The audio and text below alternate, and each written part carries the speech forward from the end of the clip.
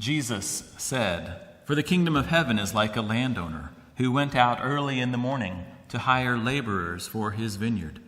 After agreeing with the laborers for the usual daily wage, he sent them into his vineyard. When he went out about 9 o'clock, he saw others standing idle in the marketplace, and he said to them, 'You also go into the vineyard, and I will pay you whatever is right.' So they went. When he went out again about noon and about 3 o'clock, he did the same. And about 5 o'clock he went out and found others standing around. And he said to them, 'Why are you standing here idle all day?' And they said to him, 'Because no one has hired us.' And he said to them, 'You also go into the vineyard.' When evening came, the owner of the vineyard said to his manager, 'Call the laborers and give them their pay, beginning with the last and then going to the first.' When those hired about 5 o'clock came, each of them received the usual daily wage. Now, when the first came, they thought they would receive more, but each of them also received the usual daily wage. And when they received it, they grumbled against the landowner, saying, 'These last worked only 1 hour, and you have made them equal to us, who have borne the burden of the day and the scorching heat.' But he replied to one of them, 'Friend, I am doing you no wrong. Did you not agree with me for the usual daily wage? Take what belongs to you and go. I choose to give to this last the same as I give to you. Am I not allowed to do what I choose with what belongs to me? Or are you envious because I am generous? So the last will be first, and the first will be last." Here ends the reading of our gospel. This is the word of the Lord. Praise to you, O Christ. So here we are celebrating our elders this weekend. And as I thought of that, my mind naturally went to thinking about my grandma. My grandma was a great cook and an even better baker. Of course, her talent came from years of experience, the experience and wisdom that comes with age.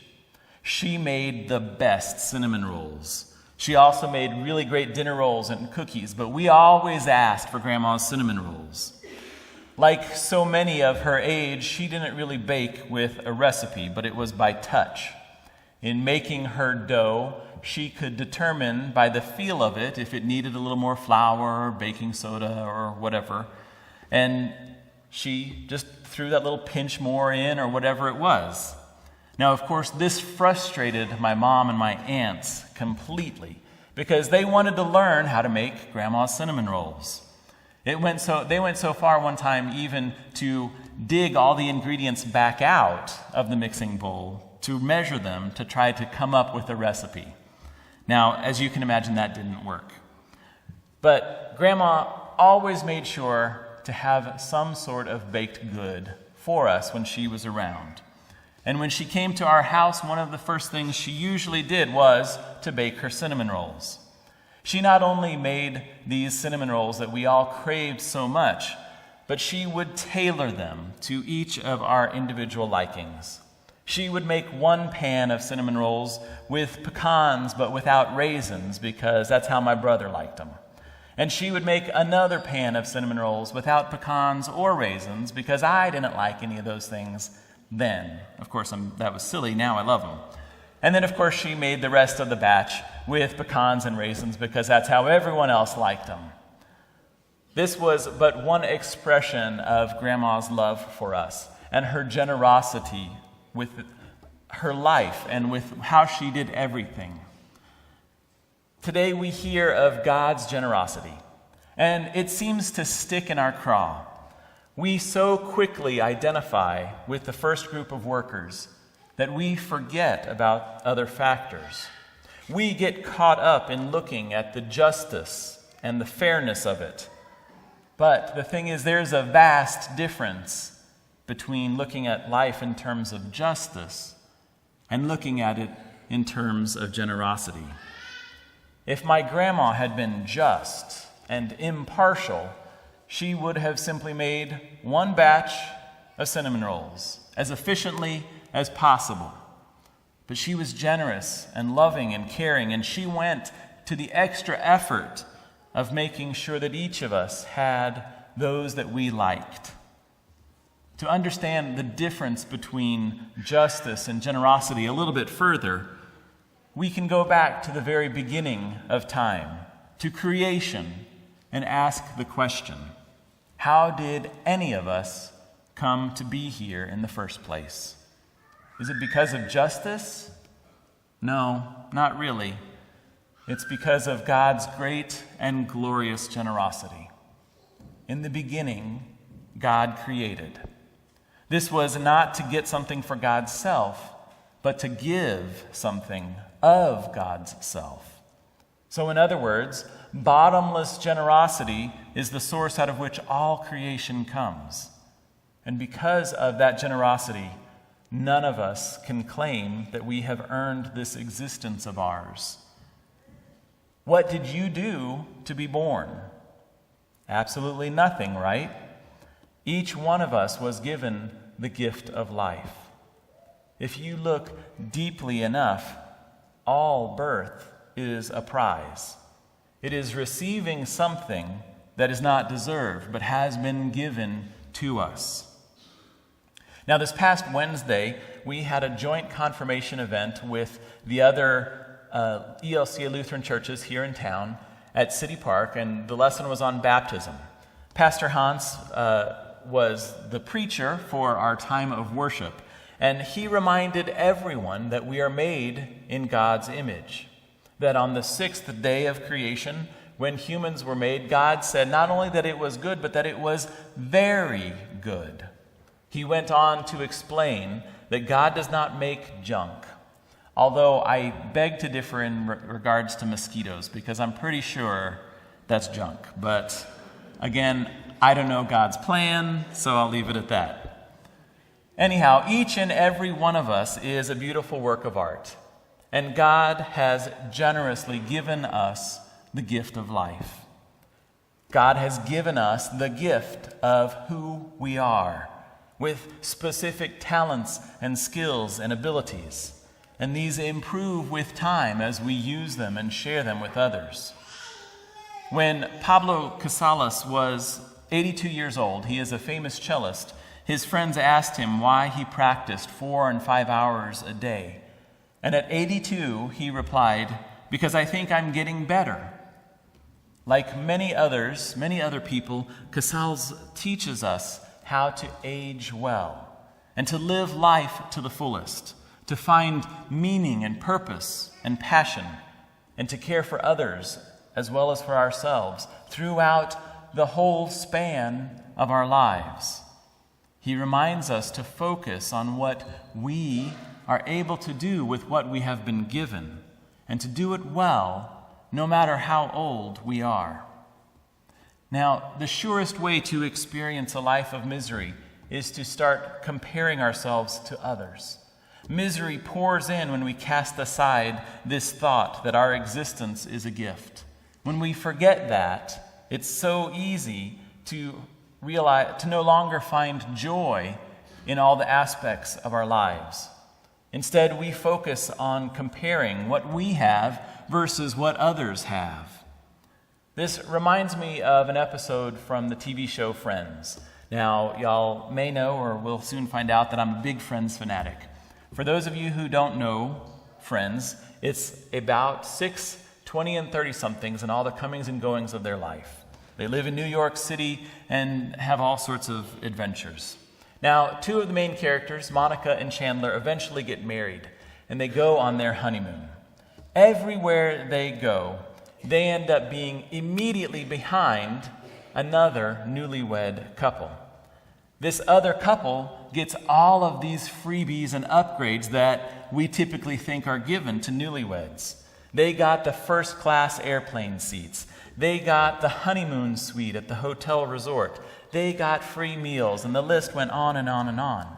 At each place, Monica and Chandler were just behind them, hearing the gate agent or whomever helping them, giving them the upgrade.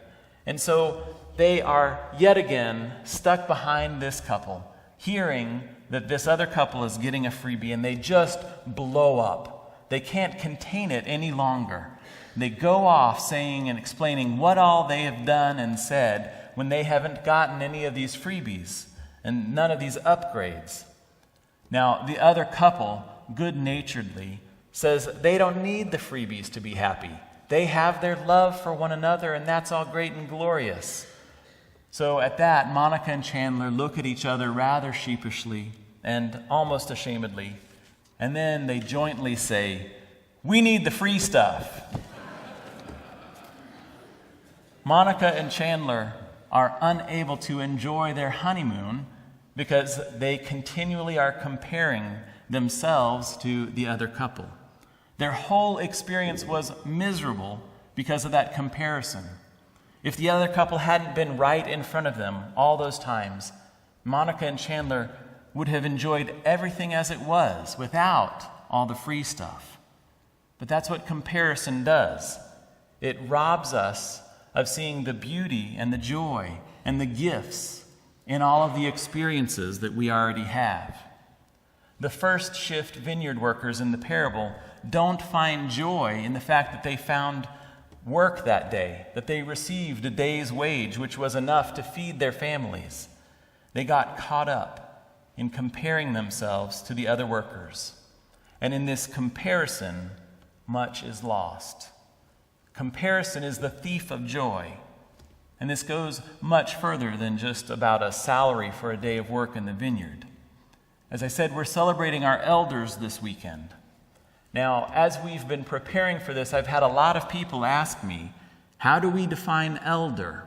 Who exactly is it? Is it a certain age that we're stating is an elder? All along, I've said people can self-select. I'm not going to define who is an elder. I'm not stupid. People can determine for themselves if they consider themselves an elder, if they want to be celebrated and cared for, or if they want to be the ones doing the celebrating and caring. Yesterday, I had a conversation with someone, in fact, who said they didn't think of themselves as an elder until it came time for the meal discount at Perkins. For some reason, our society shuns getting older. And in this, I think much is lost.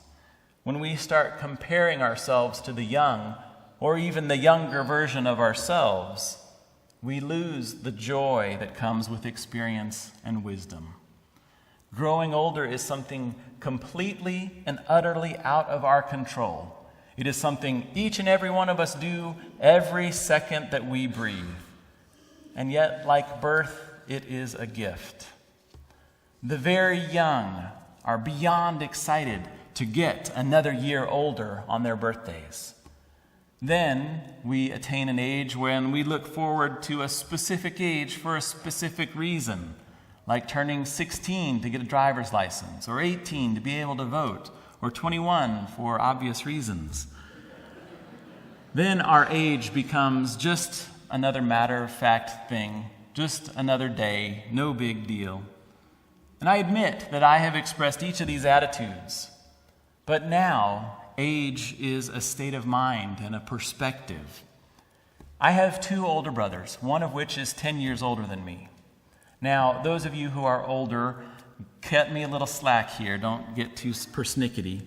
But when I was in my upper 20s and about to turn 30, I didn't think of 30 as old because my oldest brother was 40, and he didn't seem like what I thought 40 should be. So 30 was no big deal. Likewise, when I turned 40, he was 50, and he didn't seem like what I thought 50 should be. So it was no big deal.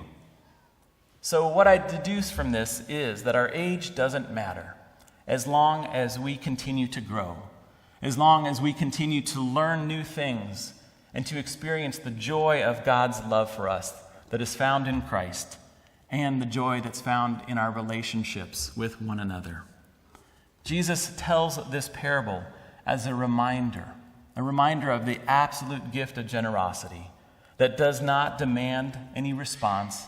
It does not account for any reciprocity, because then generosity is not generous. The point of the parable is that God is about unmeasurable grace and generosity. So perhaps we can set aside our needs for justice and fairness and put aside our desire to compare so that we can simply extend generosity. And not so much for the sake of ourselves, but for the sake of the others who might need to get a glimpse of God's very heart and soul, a glimpse of the God who gives unconditional love and grace and abounding generosity, for which we give thanks. Amen.